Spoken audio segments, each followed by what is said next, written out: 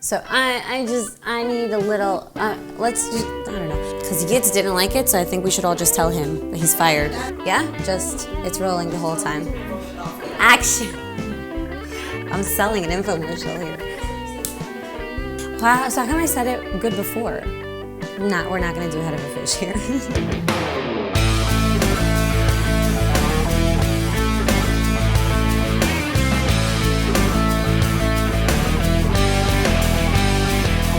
And could all tell you that Rosh Hashanah is all about honey and pomegranate. Also apples, but we'll get to that later. So I decided to mix the two together, and it actually created magic that I can't wait to use on everything this Rosh Hashanah. This recipe is as easy as it gets. There's no peeling or seeding a pomegranate. I'm actually using pomegranate juice that I just love because it's so nice and tart. And we're gonna sweeten it up with some honey, of course, and simmer them together in a saucepan.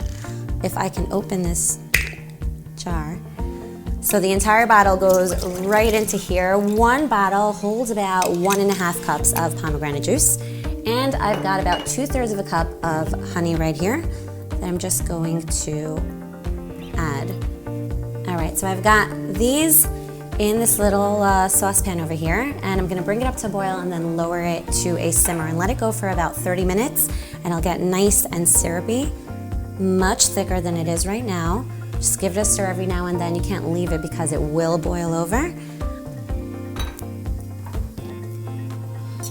Pomegranate and honey seems like a no-brainer, but I've actually never really combined them this way before, but they play off of each other really nicely because the pomegranate is nice and tart and the honey is nice and sweet, but together they really balance each other out, and it makes this sauce, once it becomes a sauce, nice and at home on top of a roast, from anything from your roast to dessert. Even stirred into tea, you can even dip your apple into it. You may have heard the term reduce when trying to create a glaze, and what that actually means is just that you want to simmer it until the water evaporates so that the sugars left behind create kind of like a syrup, which is what we're trying to do here. However, unlike some other glazes, this one actually seems pretty runny until you cool it. That's when it really thickens. So once you can coat the back of a spoon right here like that, you know it's ready, and also it'll start to smell like honey and pomegranate. So you just turn off the flame and stick this in the fridge. Once it cools, you get this beautiful syrupy consistency. Look at that. It's gorgeous. It's nice and tangy and sweet. And I wasn't kidding when I said it goes on everything. One sauce fits all. I'm gonna put this on my roast. This would also be fabulous to toss wings in. I'm gonna put this on my roasted acorn squash, my honey cake and cookies,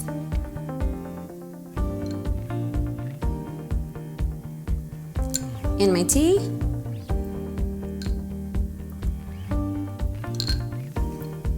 you can even dip your apple into it. Wishing you guys a healthy and happy sweet new year.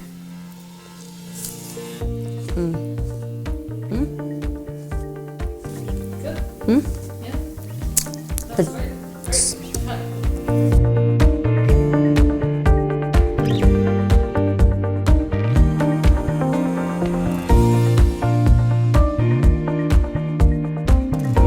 So I said that, but you still don't like it. How? Go. Again? Can you say it normal? Classic. I keep wanting to say Hanukkah. Anyone? Any kid can tell you. Will tell you? Can tell you? I'm sorry, I'm nitpicking. Together? Them too. Wow. Wow. Done, really? And then what? Oh no. You might... Esty.